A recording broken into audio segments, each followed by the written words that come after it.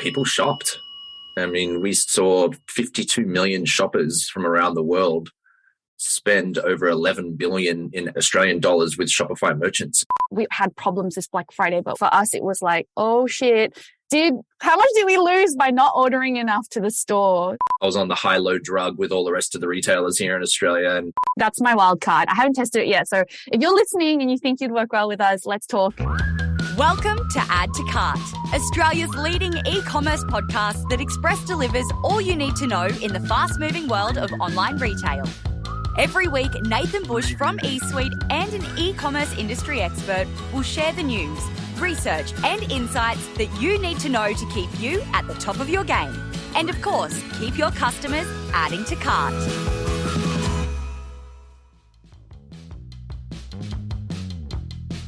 Oh, here we are, the last episode for 2022, and we have an absolute cracker coming up today. Very special, different kind of format today that we're going to get into, but if you've made it this far, congratulations. We're up to 252 episodes of Add to Cart. We're pretty stoked about that. But if you've made it through what was an absolutely crazy year in e-commerce, 2022, well done. You've made it. Whether you're lying on a beach listening to this on your holidays or whether you've got the headphones in while you're wrapping up the year, well done to you. And thank you for spending some of your hard-earned year with us. We really appreciate it. We always love hearing from those who get a little bit of inspirational knowledge out of Add to Cart. It really makes our day. But if we look back on 2022, I feel it was a real transition year. You know, we rode the glory times, and it's probably not right to call it the glory times of COVID, but from an e-commerce perspective, we had it pretty good. And we rode that through 2022. All the way through, and towards the end of 2022, started to get a bit rocky, right? It felt like the economy was turning around, inflation was being talked about, didn't feel this party was going on forever.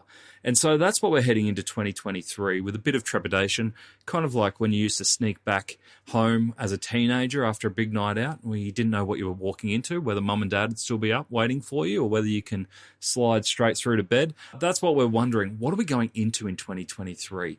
And we've got two brilliant guests to set the scene, as well as to share some great research around what they saw in Black Friday. Because it was a Black Friday, especially in Australian retail, that had so much riding on it. They have some great stats and experiences from Black Friday to share with you to see, how you compared over your Black Friday experience as well. So let's get into it. First up, we have Shaun Broughton, Managing Director for APAC and Japan at Shopify. With previous roles at Lego and Microsoft, Shaun is now spearheading Shopify's expanding presence in the world's largest market for retail e-commerce. The APAC and Japan region now amounts to nearly $2.9 trillion in 2021. Joining him is Zhoe Low. She's the General Manager at July Luggage. Now, if you remember, we had July co-founder Ethan join us for Add to Cart Live. And he told us the July story about launching in 2019, where the brand quickly nosedived into a 90% loss of revenue due to the pandemic. But it has bounced back with a vengeance, with revenue now reaching 10 times higher than pre-COVID figures. Zhoe has delivered the data-driven creative campaigns behind this phenomenal growth and a whole bunch more that she gives us perspective on how their 2022 was and her look ahead to 2023. So I made sure in this conversation that I asked some pointed questions to get you the most value out of this chat, and my guests certainly didn't disappoint. We dissect the year that's been and get some predictions around the value propositions, the key channels, and the tech we should look out for in 2023. Thanks to our partners Shopify Plus and Packleo, here's our conversation with Shaun Broughton, Managing Director for APAC and Japan from Shopify, and Zhoe Low, General Manager of July. Zhoe, Shaun, welcome to Add to Cart. Thanks for having me. thanks, Nath. Pleasure. How good. Last episode of the year, and we've got two absolute superstars joining us. And it's going to be a bit of a different episode today. We're going to have a look back on 2022 and then a look forward to 2023 and probably just make idiots of ourselves making predictions, but so be it. Let's get into it. Both of you really need no introduction, but Zhoe, we might start from you. Obviously, a massive 2022 for yourself and the team at July. Recently awarded first place in the Smart 50 Awards, which is just an amazing achievement. What's been the highlight for you this year? I actually don't know where to start. It has been a sensational year for us. We have had, as part of the Smart 50, that was announced 640% year-on-year growth for the financial year. We actually have, the growth is faster now in this financial year. We've had so much brand love. And I think the highlight is seeing that come through because we worked so hard during COVID. So from the very small things of people telling us in stores, I heard about the brand in COVID and I really wanted to buy it, but I had nowhere to go to. And them actually coming into the store when they finally could travel. So small things like that. And what we call carousel share, which is like seeing a suitcase in the carousel, to big things, right? Like the Smart Company thing, fastest growing SME in Australia, and also Mumbrella Travel Brand of the Year. Amazing. It's just been an amazing year. Just throwing a few more awards in there. You got to brag. You've got to brag. You've got to. Oh, it's been incredible. How many stores are you up to now? We are up to 4 in Australia, and we just launched, it's kind of like a little bit of a different format on 80 Collins Street here in Melbourne. It's more of a showroom. That was last month. Yeah, beautiful. And if anyone wants the full July story, they can go back to the Add to Cart episode with Ethan that we did live. And that was just a crazy fun night. Like, that was incredible. And the story that he told there was just fantastic. So we won't go through the whole July backstory. We'll stay in the moment, but incredible what you've been on for 2022. I saw the chart that Ethan shared on Twitter, I think it was, around, didn't have numbers attached to it, but the line that just did the hockey stick growth this year was just incredible. So well done. Thank you. Shaun, obviously, Shopify's been a long-term partner of Add to Cart, and we're really grateful for that. You keep us going, you keep us pumping, and being able to bring these stories out to the Australian e-commerce community. But first time we've had you on, so welcome. Yeah, what's the saying again? Long-time listener, first-time caller? Yeah, you've just sent all your other people, your Reese's and your Joshes on and gone. Because I know you like to get a bit technical and into the product, and those guys are absolute geniuses. So, take it easy on me.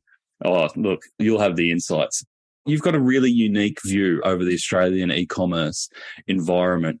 How would you sum up 2022 for e-commerce in Australia? Yeah, geez. Unfortunately, you have to go a bit backwards, right, to think about what we came out of, which was COVID, right? I'm sick of talking about it. You're sick of talking about it. I think we're all kind of sick of talking about that, but it's the reality. And so you come out of that, and then we find ourselves in this situation of just like inflation through the roof, and there's wars in Europe, and supply chain's gotten a bit back to normal, but it's still not quite there. And so e-commerce in Australia, I put into 2 buckets. It's those that are like pure play, just e-commerce brands, I think, are figuring out what new normal is after the boom. And then you've got your kind of brick and mortar physical retailers that also have an e-commerce presence. And what does that mean for them? And this hockey stick has now come down. And the big question is kind of, where does it kind of plateau? And that's what everyone's really trying to watch. So I think as we face kind of record inflation here in Australia, it's stuff that my dad used to tell me about years ago that we're going through. I think consumers are getting really kind of increasingly cautious. And so when I look back at 2022, it's a tale of 2 stories, right? The first half of the year was still kind of booming, and then it kind of started to slow down a little bit. And now we're into the situation we are now. And I think a lot of focus on what to do in an inflationary period. And I think we're trying to help as much as we can. Brands are trying to figure it out. I think that like really kind of tailored experience and brand loyalty, customer loyalty is going to be more important than ever as you fight for dollars in a wallet. So kind of tale of 2 stories, really. Which of those 2 retailers, like the omni big traditional brands or the pure play D2C, which one do you think had a better year? I think still pure play, just because there was so much margin in the business because of the boom, and there's a lot more margin to enjoy, obviously, when you're D2C and you don't have to worry about physical stores. But those retailers that really reacted quickly, that have physical stores and were able to do cool creative things, like a lot of the stuff that JB Hi-Fi did, where all of a sudden they stood up a delivery service and curbside pickup, like they moved really quick and adjusted. I think those kind of brick and mortar retailers that adjusted real quickly have also had a really good year. Yeah, makes sense. And Zoe, we talked about the hockey stick. We both talked about the hockey stick. And it feels like July isn't living the normal retail story to most people out there. Is that fair? 100%. We're very different. In fact, I would say it's just completely different to everyone else. Like, for example, skincare and beauty that boomed during COVID. We were 90% down in revenue, and we saw the revenge travel really take us through. I know I'm kind of sick of saying it, but it's like, you know what? I'm riding the wave. So it's great. We saw the comeback. Well, we launched in the US when Australia was still in lockdown. And that was crazy. So we actually saw that come through and this team was so inspired by that. And then we saw Australia return. And from November last year, we saw it grow really quickly. And it's been great then. And that's, I mean, everyone knows this, but I guess a lot of people have moved their discretionary spend into travel because they haven't been able to do it for so long. And it's really exciting. Nothing like a bit of delayed gratification and deprivation to make you want something even more. Yeah, and it's hard watching it from here. The amount of friends that I've seen on like pre-Christmas overseas holidays, the holiday before the holiday, I'm just sitting here jealous and going, why didn't I think of that? I'm still waiting to take my revenge. It's in my pocket. See, and this is why this is going to be so interesting to play on 2023. I really want to talk about this later, but like how is this going to play out for how is travel going to play out in 2023? It's going to be so fascinating. So some of those headlines that Shaun was talking about, like the inflationary pressures, a lot of retailers already feeling that. Have you noticed that impact on July at all in the last bit of 2022? Absolutely not. We are not seeing it in Australia at all. In the US, it's hard to say because we're so early in the market. We're only a year and a half in. So we're not seeing this like as much of a intense growth there. Hot girl in the room energy, as I say. And I would say we're not really seeing that. What I am really looking out for is in 2024, our target audience, we predict, and I need to do a bit more research to back this, but a lot of them will probably be refinancing because they are homeowners that are mortgaged. When they get hit with this rate increase, if the rates don't come down, I would like to see how that would impact us and whether they will curb back on travel. We use travel bookings data, so flights and accommodation, as to feed our prediction of how we will perform because we're so closely tied. So that will be a leading indicator for us. Yeah, fantastic. And then you've skipped ahead to 2024. Sorry. My head's not even in that space yet. Just trying to make our way through 22 here. Can you keep to the run sheet, please? Yeah. Sorry, mate. Sorry. And so, Shaun, if we talk about that last half, you talked about the tale of two halves of the year. Obviously, we've just come through the big Black Friday or Black November kind of period, as Erica from The Iconic put it. And you've got that great view and you've just released a whole bunch of numbers around what you saw in Australia. Can you give us the highlights? Well, how did Australian retail fare over Black Friday? Yeah, again, it was kind of against what you're hearing a lot about. Like, people shopped. I mean, we saw 52 million shoppers from around the world spend over 11 billion in Australian dollars with Shopify merchants. It's huge. And, if we look a bit closer into Australia, we ranked 4th on that global spending list. We're a small country. And is that by total revenue? Yeah. Wow. So we're up against it. I think I always joke sometimes with my colleagues in North America, and I say we're about the size of Texas. We bat as big as one of your states. So, also a bit proud of that. So I think that's pretty amazing. And so we saw an increase of 22% of shoppers take part in Black Friday and Cyber Monday. So I think that's partly to do, like you kind of just touched on then, it's not so much as a 4-day event now, like what is it truly? And it kind of has expanded to a sale period. I love it. I like that kind of things. In my past lives, I've worked at Lego and I've worked at Xbox, and I was on the high-low drug with all the rest of the retailers here in Australia, and I still hate the high-low drug. I really wish we could get off it as a country, but we seem to not be able to. So another sales period, yeah, sure. It serves a purpose, and I think it's now people are seeing it as that pre-Christmas sales opportunity, and which is good. It's good for the business and it's doing some good things. Bit of competitiveness too. I know you're up north, but Melbourne outspent everyone as a city. So Melbourne came in first as the spenders. So congrats to everyone, all the Melbourneites down there. And Sydney came in a second close, claiming second. See, we're just out enjoying the sunshine. We're too busy. Yeah, I would be too. You're buying towels and sunscreen. Yeah. But I mean, as you look at categories, fashion and accessories, again, did very good and topped the Aussie shopping list, and followed by health and beauty, home and garden, food and beverage. And so a lot of the merchants that obviously play strong with Shopify, but I think we're at a point now, especially in Australia with over 100,000 merchants, we've got a pretty good cut across all industries.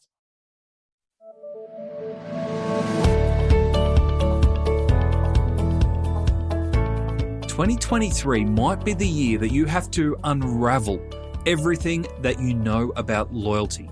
New global research from Shopify showed that Australian customers are highly likely to switch brands in order to save money. And here we were thinking loyalty points will keep us together forever. While the battle for customers' hearts will be driven by pricing in 2023, they will not sacrifice customer service in the process. 2023 might be back to basic retail, but it doesn't mean that the opportunity is any less. Treat them lean and keep them keen, I say. To view more resources to help with your 2023 planning and see how Shopify can take your e-commerce business to the next level, visit shopify.com/au today. And anecdotally, and I think your research actually goes against this. I was having this conversation last Friday. It felt like there was more transactions this peak period, but at lower average order values. But your research actually says the average order value was higher. Is that correct? Yeah, it was about $155 per order last year, and it bounced up to $162 per transaction this year. And so, like, if you're not in probably a position where you think about that data point alone, you're like, oh, that's not that much more. It actually is a large increase when you think about the unit volume that a lot of these merchants and brands would do. So it's a healthy increase in participation. What did COVID do for the e-commerce industry? Kind of said a few times, what was a QR code before COVID? So I think we're still kind of reaping some of the rewards for us that are particularly working in e-commerce from a lot of that education and change of behavior. And I think we've seen that impact on the FCM this year. Yeah, that makes sense. And anecdotally, how do you feel that merchants are feeling about profitability and margin? You talked a lot about the high-low drug and the realities of that in retail. Do you feel like most retailers got out of this season profitably or few on the edge? I think it's a mixed bag out there, depending on the industry you're in, obviously, and the products you're selling. So all of us aren't as cool as Zoe in July and just things flying off the shelf and 600% growth. And there's a lot of people that would love to have that. But I think there is a few rough, tough stories out there where people are sitting on a bit of inventory where they may have overreacted to the logistics and supply issues and tried to catch up. And kind of like the clogged funnel, right? And then it all just comes booming out, and then kind of the opportunity dries up a little bit. So, they would say retail is detail. And it is, man. And I think it's been a hard business to run retail and e-commerce, all of it over the last, couple of years, I think. And people have definitely been earning their paychecks. That's a really good point, because I feel we had this drift of conversation and people saying, we're going to be really strategic about Black Friday and we're going to, personalize offers and keep them behind walls and, only discount to people who aren't going to buy. And then this year, a lot of people were just forced. Their hands were forced because of what they had, the situation they were in, and gone, we've got to clear it, got to get it out. Yeah, absolutely. I mean, it's been interesting for me, a big week for our family personally. My wife and I started our first retail store ever 2 weeks ago, and we launched just 2 weeks ago. And it's kind of like that situation where I feel this intense pressure of cash flow, inventory. We went just Australian brands to reduce some of the logistics complexities and things like this. And I'm sitting here going, like, this is just a small little one-shop family business. I can't imagine the pressure that some of our retailers and brands would have been feeling over the last 2-3 years to navigate all of that. You can't leave it there. What's the business? Let's give it a plug. Let's get some sales through that. Let's get that cha-ching happening. Yeah, so I mean, the website isn't live yet because everyone thought that I'd be able to help and get it up real quickly. And the gaps in the product have been revealed for me. But it's called peggyconceptstore.com. And so basically, my wife spent 10-15 years as a buyer merchandiser for Gucci and Hermes, and basically has been dressing Australia in Gucci and Hermes for the last 10 years. And so we thought, what the hell?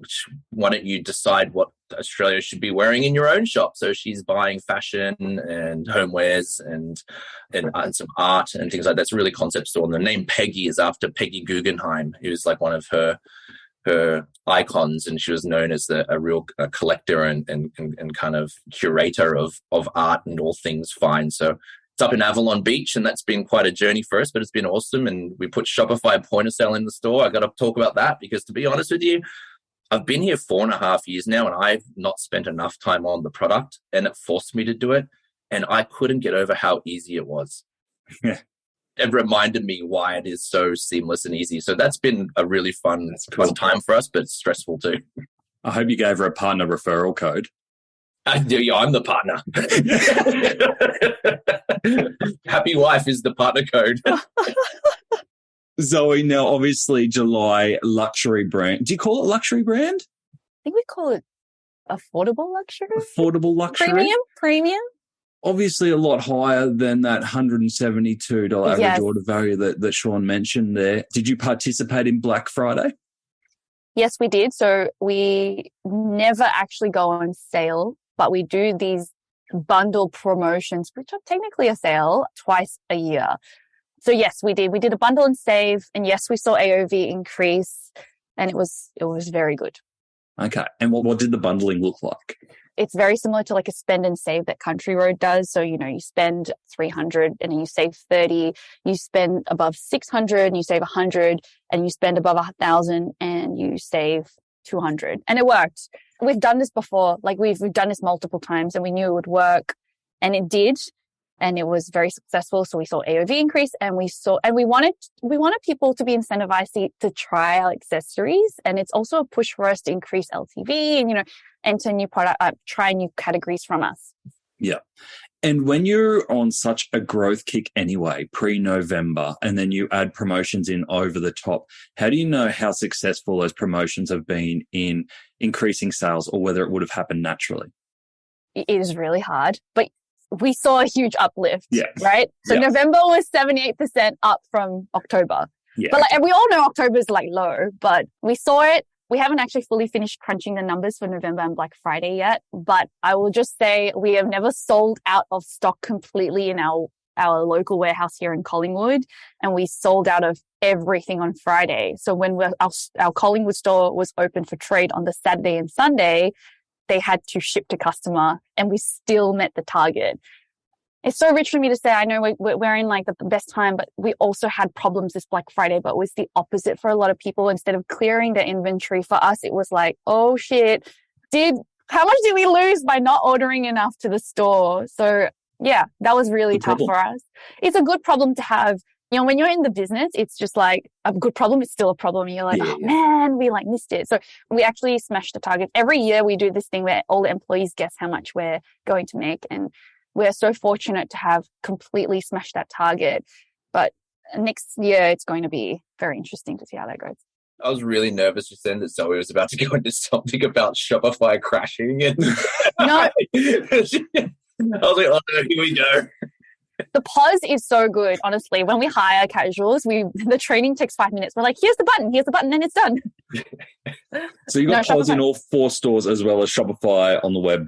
Yeah, we're Shopify from the start. Oh, now it sounds like I'm sucking up because Shaun's here, but no, we're Shopify from the start. So the business is 4 years old. We started there.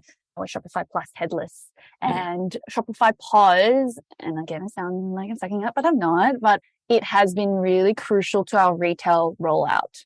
So, okay, the 80 Collins store that I referred to at the start of this episode, Asen, my the owner, the founder, my boss, he gave us 2 weeks to launch that store. He's like, hey, by the way, I signed a lease. We have to open the store in 2 weeks. And I was like, what? And we did it. And the tech is not what holds us back. And it's not even the stock. It was just the fit out, right? How do we get it in? So Shopify just helped us move so fast. It's 2 weeks. I reckon we could have done it in a week. But, testament to how fast you can move as a D2C brand, online e-commerce brand. Shaun, you should really hide all that gifted July luggage that's behind you. I was about to say, I'm glad this is being recorded because I'm going home for the rest of the year. My job's done. See you later. Marketing team, PR team, I'm done.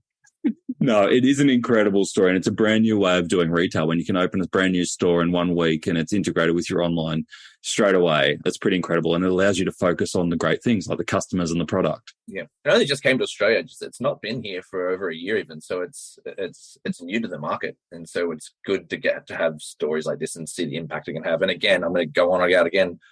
My wife's spending time with my kid rather than trying to consolidate back-end inventory through Excel sheets, and it's all just in one place, one home. And so kudos. Amazing.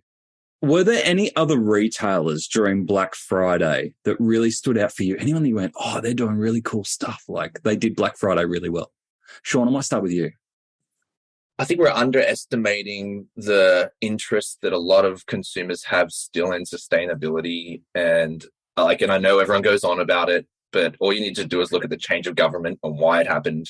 All you need to do is look at a lot of the way people's spending. And so I think a lot of those brands that haven't given up on that, and even like people think like, oh, but times are tough. People are watching their dollars, like, oh, I'm going to spend a bit more. I think those that have been thinking about that, I think have done well and intelligently, because it's a long brand play, right? It's not just kind of we're here for a bit to make a buck and we're out. We're here. We're part of the community. We're with you. We're here in Australia with you. We care, and so I think those that have leveraged that to not just go on the hey, we've got a crazy deal, but have kind of mixed message has been intelligent, because you're going to get a lot of eyeballs, right? Like everyone's ravenous for it. So even if you don't sell something, there's impact on your brand and opportunities for you to tell your story. So I think those that even just use that opportunity to tell their story, I think that's pretty good. And yeah. Something where there's a little bit more story than just the price. Yeah, absolutely. Yeah. What about you, Zoe? Anyone stand out? Yes, I'll build off the back of that. And I will say, so July, we don't do like 20% off discounts. So during Black Friday, we all look at similar brands who don't discount like us so aggressively. And one of the ones that I love was Luxury Escapes. They opened up a store in Chadstone. Yes. Right? And it's like bookings only. So I think I really appreciated how so many brands who never discount leveraged on the consumer's shopping mindset during Black Friday, right? They're like, okay, you're in like shopping season and you're probably going to be thinking about what you want for next year. That includes travel and your like where you want to go. How can we as a Luxury Escapes brand build on that, but not do something so crazy like 50% off? And they launched that store. It's like book and walk in only. And yeah, I love that. We also saw a lot of like limited edition drops, which I love. Like I love all that stuff. And I think those retailers and brands that don't discount really shone through this year. Yeah, that's cool. Funny story. We had Adam from Luxury Escapes on 2 weeks ago, and he told us about the Chadstone store opening, and then I saw it on LinkedIn, and it looked beautiful, beautiful store. And I could just imagine like a little part of that store just selling a couple of July bags, like as a store within a store. I was like, I'm glad you say that. I hope Adam listens to this. Yeah. But even I was in the airport. Em and I went to Sydney last week, and you should have seen this carry-on bag that she was carrying. It was an embarrassment. Like, it is about 20 years old. It looked like a dad's. And I'm like, wouldn't it be cool if you had something in the airport, like a little July store where you could take your old bag in and like those little unpacking stations, like almost like a fitting room where you could unpack and then repack, come out with a brand new. Oh my gosh. Don't worry, you can pay me later. Anyway, that's my story. I really liked LSKD. I thought they did it really well. It's total opposite to what you guys were saying around having more than price. They went so hard on price, but they really, really like leaned into it. They didn't kind of go, oh, bit of 30% off, please come. They went, we're going to give you the best goddamn discounts you've ever seen. Download the app, you'll get another 15% off. Sign up to our waiting list. Like, it was this whole event.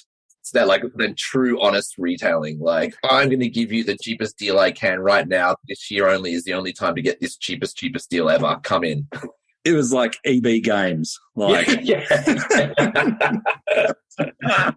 But I really like that they just committed to it, and they went, hell, if we're going to do it, we are going to make some proper excitement. And even down to things like doing like live behind the scenes of their team when they pressed the live launch on taking the sale live, like a big ticker down. Here it went, and they actually went down for a minute or so, not because of anything technically, but just because of the huge volume of people waiting. And I spoke to Mike, their marketing guy, and he's like, it was insane the volume that they did in that first hour. I love that. That's so exciting. It was just phenomenal. He's never seen anything like it. So total opposite to your story. But anyway, let's go towards 2023 and talk about what's coming up. So off the back of that, Shaun, you gave us really great context around, we've had a tale of kind of two halves of the year. We've made the most, come out of COVID. We've had our bit of dreaming, a little bit of playtime. So for 2023, let's get your take on a few quick things. I'm going to fire off some things that I want your take on and get your opinion on. So I'm going to ask you for your opinion on the value proposition that you think customers will most care about. Zoe? Longevity, that being quality and value. And I think they will be much more happy to pay a little bit more to make sure that the products last the test of time. Okay. It'll be more important than ever, which it touches on your point about sustainability. Yeah. And does that factor into that customers won't be spending as much, but what they do spend on, they want to make sure that it's good? That is exactly it. They want their dollars to go further, but they want to keep their standards high. And I'm speaking from us, right? This is what we predict for us. Shaun, value proposition that you think, if you're a retailer right now, one value proposition that you'd be hammering home in 2023? I'd plus one to that. I know that's the easiest answer, but I think that's absolutely everything is value. I think that we're in a situation right now when we talk about the wallet, that wallet is super competitive. And guess who's now taking a chunk of it? Your energy bill. Yeah. There's other things now that are they're non-negotiables, right? They're you have to pay the price of petrol. And so I think that when people look to spend their money, they're looking for value. When I say value, I don't think they're looking so much for like, I got the cheapest deal in the market. I think they're looking for, hey, I feel really good about this. It's lasted a long time. And this is a good value exchange because my dollar means a whole lot more right now than it has in a long time. Yeah. I wrote down my answers to these questions before we jumped on as well. And I had quality or indulgence. And I think it came back to the research that you did, Shaun, before Black Friday. And one of the things that stood out for me was that, yes, it's going to be tight. Customers are going to be very price driven, and that's going to be in certain categories, supermarket, all those kind of things where you need to be price sensitive, but they're still going to carve out a portion of their budget for their own indulgences. Absolutely. And I think when tough, right, too, you want to feel joy. And sometimes feeling joy is being connected to the brands you love. You might not necessarily have to spend as much as you did, but that joy in being connected. So I think being connected through socials and things like that to brands that people love, I think is a big thing. And you mentioned just considered shoppers, you're looking for value. I mean, we would see 69% want quality and 74% are looking for value. Those are big numbers, 74%. Yeah. And so let's nerd out on some stats. We've found also just in our recent conscious about surveys about being conscious, 51% shop sustainably and 39% are actually willing to pay more, which is also a pretty big number. Yeah. And so people want to feel good about what they're buying. And so when we think about like channels where people are going to shop, people are looking 69% more on going to social. And 92% of retailers are telling us that direct relationship is going to be so critical for that to happen. And so this movement to being connected, even though it's funny, right? You hear these stories like everything's invasive, technology is getting invasive, but every time you ask people and you look at the total numbers of any kind of statistics, people are enjoying being connected. They just want to be connected to the things that add value to them. Yeah. Oh, beautifully put. And so if we're a retailer listening to this and we're planning 2023, it's going to be very tempting just to go price-driven, discount-driven in 2023, but make sure you don't lose that quality and value message as well throughout, because there will be moments for that. Second one I want your opinion on, the marketing channel that will give retailers exceptional returns. Shaun? Yeah, I think there's that many now, and I think it's really dependent on who your shopper is and what you're selling. And I know that sounds like the cop-out answer, but it's true because every channel provides a different access point to your shoppers and the people that love your brand. So I think what people should do is test them all. Like, it's not that hard to test them all and see where your shoppers are, find out where they are, go where they are, because they want to be connected to you. They want to talk to you. Some of our other research research is pretty interesting. We're seeing that 31% of retailers believe that sales through social media will form the largest part of their business by the end of the decade. So it's something that a lot of retailers are saying, like, hey, this could end up being one of the largest channels that we connect and sell to our shoppers through. So it's here, it's big, it's constantly shifting. I think that's the interesting part. And as you get a bit older, maybe they shift without you knowing about them.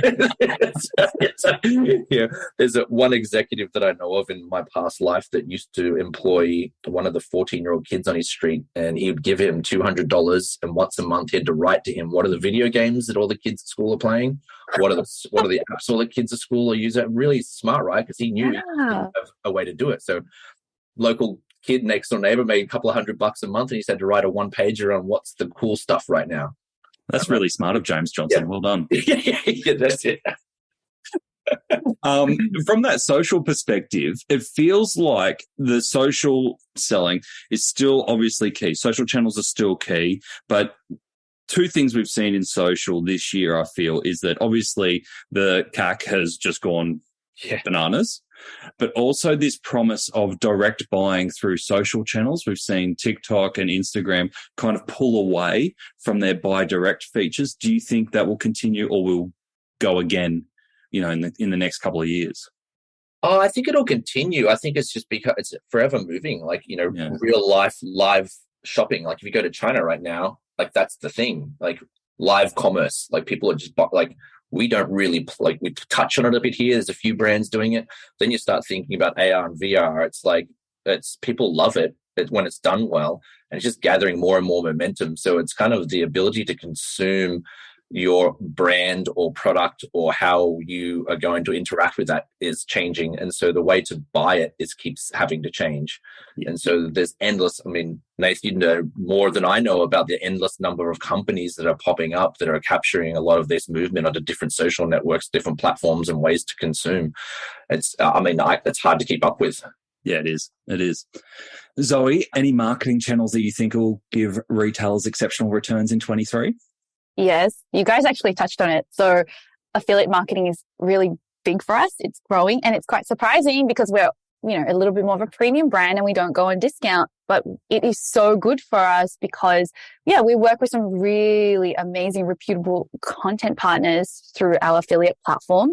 We also work with Like to Know It. We're seeing this grow a lot in the US, right? And we're starting to see it really grow in Australia. So Like to Know It is influencer affiliate marketing, which is enabling this social commerce thing that you're talking about, right? There are also a couple of platforms that I'm starting to see that I'm really interested in. One is called Carted. They're enabling publishers, so like any publisher, to let their readers convert on site. Like you don't click the link, like you buy it while you're in the article of like top 10 suitcases. I'm really excited about that. The conversion rates will be so much better. The other thing, and this is a wild card one, I went to New York a few months ago with Ethan. We were talking to someone about direct mail. Like I'm talking old school snail mail, right? Mm-hmm. And I was like, that's like, I know it exists in the US and I think it would work so well here because I read all of my mail. Unlike my email, I'll like scan the subject lines or like pick all of them, select all, and then just delete, right? But like in my mail, I actually have to physically go through it. So I really want to test that next year with our team. And I really think the return will be super high because like SMS, I think we're going to see the same results. They'll definitely look at it. So I'm looking for a vendor to help with that. And I don't think we should just do it with us. I want to pair up and group up with other amazing Aussie brands like us to do like a little envelope of like, hey, here are some really cool brands you should hear about. So that's my wild card. I haven't tested it yet. So if you're listening and you think you'd work well with us, let's talk. Let's put it through together. We're going to make magic happen. Yeah, let's do it. You've refreshed your website. The new range is about to drop. You've never had more customer service options.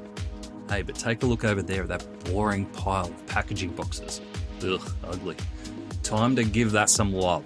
Luckily, Paclio is here to bring some joy to your customers' delivery and unboxing experience. It's been ignored for way too long. With vibrant colours, cool designs and eco-friendly credentials, there are no more excuses for boring boxes. Even better, Paclio is Australian owned and operated with same-day dispatch and 14-day returns. There's nothing boring about that. Check out the Paclio range of e-commerce packaging options at paclio.com. That's Paclio, P-A-C-K-L-E-O, paclio.com. I've had this idea in the back of my head and I pitched it a couple of times about 3 years ago. And it's like, how do we create a network of like-minded retailers? Because we all send parcels out, right? And you unpack everything in the parcel of like offers to go to the next retailer. Yeah. And I know a lot of people do it kind of ad hoc, but I reckon there's a really nice network there of cross-promotion and cross-selling that way. Yeah. I just don't know how to bring it together. So someone do that, please. And I think it's something. I had marketing channel. I had a bit of a cop-out, but I had creative cut-through. So I think next year is the year for the big ideas, right? This year was let's sell through, let's ride the wave like we talked about, let's get as much out there.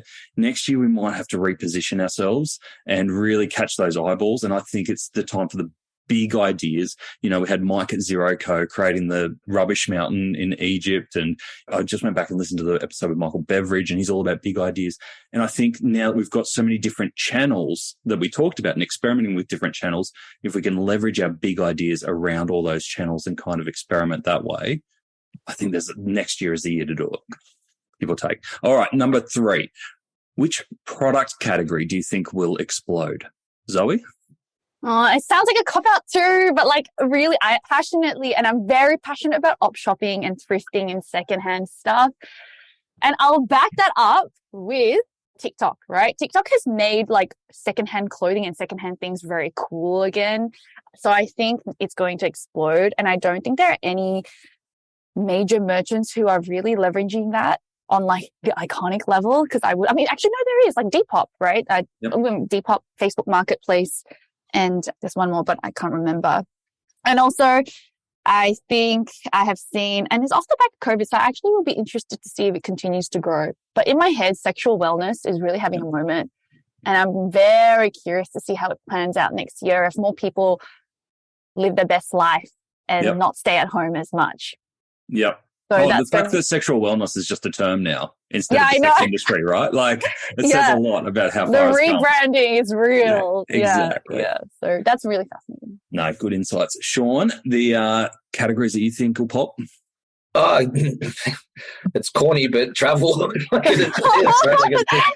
Thanks, Shaun. But I would look at the accessories that live around that experience.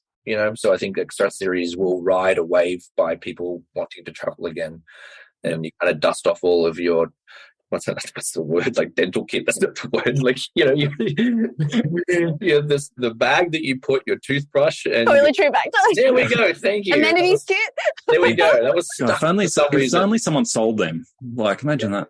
Yeah, but I think all of that category that sits around the category, I think like if there's a category that will do well, like you'd say it's apparel, accessories, that one, but that particularly that ties closely in around that, I think will go well. Yeah, nice.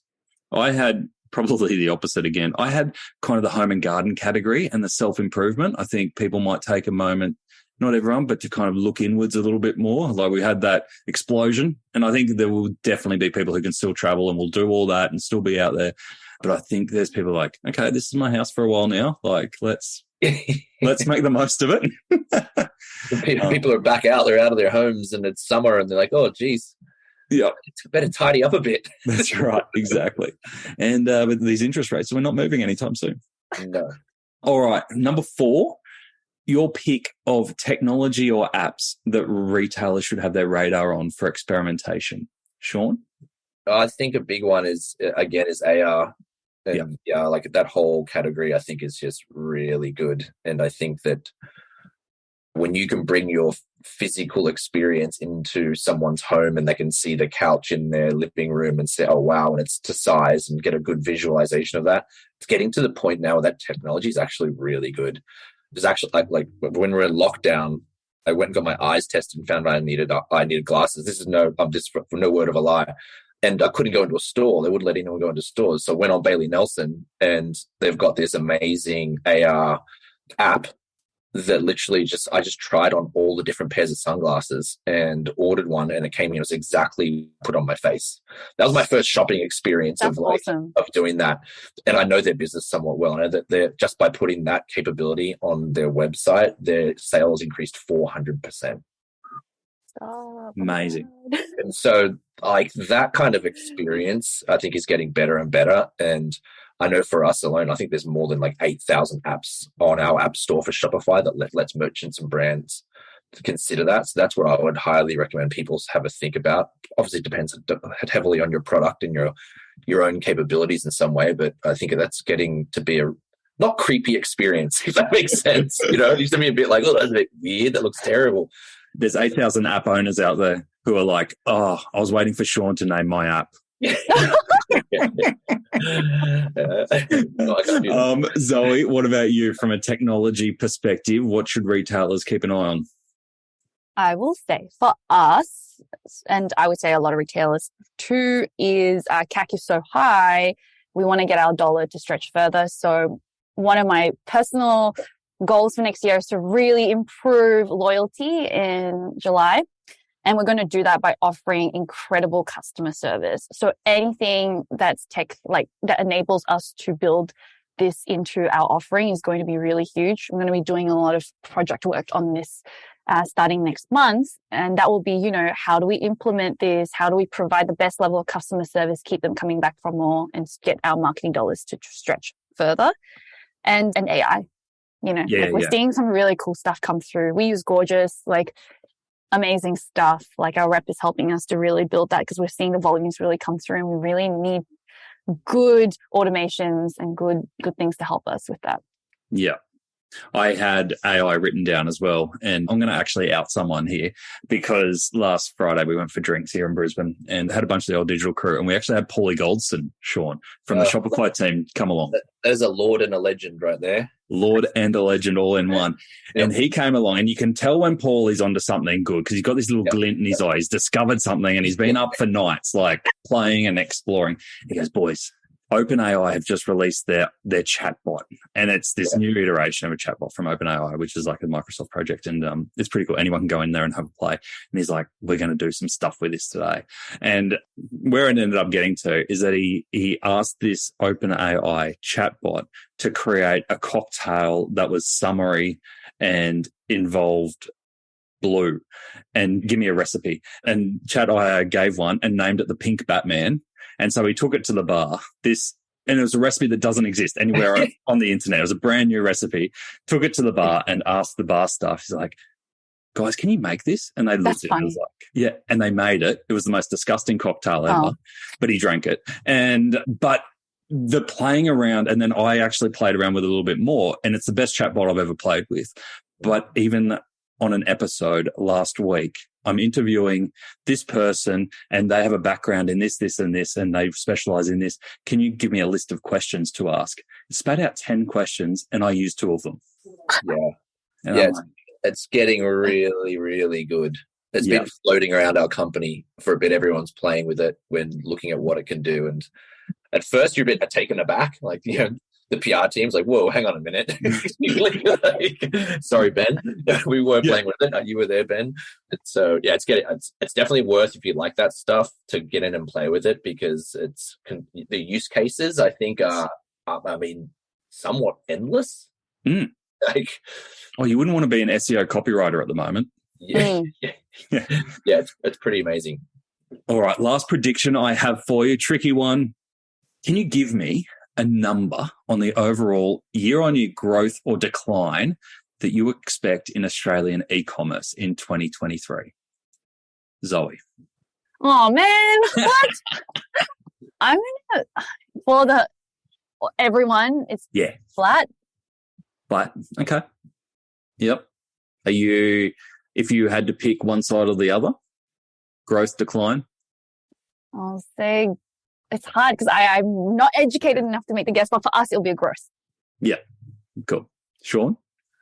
I think dollars will decline, but as a percentage of sales between online and offline will plateau a little bit as an increase on past years. So everyone's different, but it's always kind of been around the 10 to 14% of sales going through e-commerce. If you look at like the whole commerce side, like first online and offline, I think we're plateauing a little bit. What we're seeing, I think we'll plateau, but we'll plateau at a higher percentage of a mix of the business than what we have been in the past, but the total dollars will drop. Right. That makes sense. I had slight growth. I had about 5% growth because I've been caught out by other years saying it'll decline and been proved wrong multiple times. But I think we'll see a lot more basics, the supermarkets, all the basics rather than the big, shiny stuff making up big bulk. But whether it's profitable or not is the next question. Yeah. So Australia's a hard country to pick, right? It's an awkward thing to say, but we're rich. Yeah. And so sometimes we get pretty insulated, and even through COVID and things like that, there was months during COVID that there was more dollars being spent GMV wise than the UK, which like what have they got? 80 million people. We're up against our 26, we'll call it. So every now and then we bat above our weight. So better at cricket and shopping. Yeah. Zoe, Shaun, thank you so much. You've given us such a brilliant look back on 2022 and some thoughts for people planning their 2023. Is it tools down now? What's ahead for the holidays? Done. I got one more week to go, and I'm uninstalling Slack. I'm uninstalling my email client, throwing my mobile phone in the ocean, and I'm going to do nothing. After this run, man, I don't know how everyone else is out there talking. There was a partner event in Sydney last night, and just the word on the streets, like everyone's pretty out of fuel. And so I'm pretty keen to just do nothing, sleep, sit on a beach, barbecue, and have a very, very chilled holiday, and then get my travel revenge in winter when I'm going to go back to the Mediterranean. And yeah, that's when my travel revenge is coming. I'm waiting a while. So good. Zoe, what are you doing? I just came back. Well, you guys are going to laugh. Actually, this audience will appreciate this. One of my best friends decided to get married on Black Friday weekend. So in Thailand. Yeah. And decided to take us out on a yacht with no reception in the middle of the Andaman Sea on Black Friday. So I actually have just come back from a full week of Phuket Island holiday. So I'm ready to go. I'm actually working the whole way through because I've spent most of the year doing. And so I'm going to spend that, transition from December to January to work on strategy. And I'm really excited, really excited about it. Beautiful. And so, Zoe, if we've got listeners who haven't snapped up their July luggage yet, or are maybe doing a bit of Christmas shopping, best place for them to do that? Well, July.com. But, if you're a listener, you should definitely DM me on LinkedIn and maybe I'll hook you up because we love a friend of Bushies. There you go. What an offer. Oh, look at that. Christmas presents all around. Hit me up, And Shaun, you mentioned some of that amazing research. Best place if people want to dive into that a little bit more? A lot of it's all readily available on just shopify.com.au. We've got access to a lot of all the data and research that we've done. So those that love that stuff, dive in. It's all readily available, and I think very recent too, which is good. Yeah, it's awesome. Guys, thank you so much. Enjoy that break, and we'll see you again next year, hopefully. Thank you very much. Have a good holiday. Thanks, Bushy. I know there was a lot of talk in there around some potential headwinds coming in 2023, but I left that conversation so much more excited about the prospects of 2023 than I was before it. And I think July are doing such amazing things as a retailer, and Shopify obviously leading the pack when it comes to technology solutions and empowering retailers. One of the messages that I took out of that was that our destiny is still in our own hands as retailers, no matter what else is happening around us. Here are the 3 things that stood out for me from that conversation. Black Friday is not quite over. We obviously heard from Shaun around Black Friday numbers from 2022, and they were up across all key metrics. That was a surprise for me. But Shaun and the team are the ones that would have the best view across a whole bunch of retailers and industries in e-commerce in Australia. But I believe that there is a fallout still to come, as many businesses were relying on Black Friday to clear inventory and to hit revenue and cash flow numbers. It will be really interesting to see what 2023 brings, especially those first 3 months, around what stores can make it profitable. And based on Shaun's numbers, it's a great story so far, but my focus would be to get those Black Friday, Cyber Monday customers coming back for a second or a third drink in 2023. That customer lifetime value from that period will be critical. Second one I've got is doom and boom. So one of the key lessons I'm holding on to from that 2023 Shopify research is that 2023 will be tight and customers will be price conscious. So we're going to have to play the price game.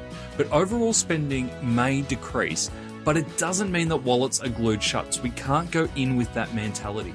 Customers are still looking for an escape, no matter how tight it gets, and they will spend on themselves if they see it as valuable and of quality. You just need to be there and adjust your positioning for when they are ready. And the third one I've got is that beauty still wins.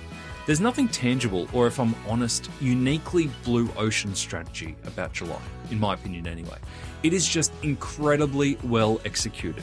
From redesigning the suitcase wheels in a way that they've never been designed, head back to Ethan's story in episode 231 if you want to hear that one, all the way through to creating stories that ignite the travel revenge passion. How good's that word? But there is heart and beauty throughout everything that July does. And this puts them in a great position beyond what short-term promotions or what the external economy is doing. They've actually created their own playground, and the benefits of that playground will come for many more years. So that's it for 2022.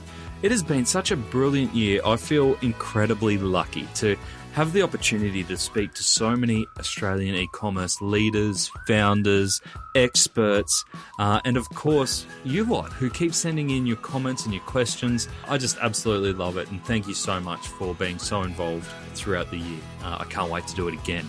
And speaking of next year, and we are kicking off with an absolute superstar of the Australian e-commerce industry. They are our number one requested guest, and we'll bring that episode to you starting in the second week of January. Between now and then, we're going to release some more checkout episodes for you on Monday and Friday, so keep an ear out for those. But we'll see you again in full form 2023 with an amazing episode. Have the best, most brilliant, relaxing, rejuvenating Christmas break, and we'll see you then. To get the highlights of today's episode, head on over to addtocart.com.au and sign up for our free newsletter. Each Tuesday, we will send Monday's episode summary, links, and discount codes for you to go next level on. And if you're looking to explore your next e-commerce opportunity, come and visit us at eSuite. We're a dedicated e-commerce talent agency connecting the best e-commerce talent with the fastest growing brands in Australia. Head on over to eSuitetalent.com.au where you can download the free e-commerce salary guide and sign up to our weekly e-commerce job emails. Thanks for listening, and until next time, keep those customers adding to cart.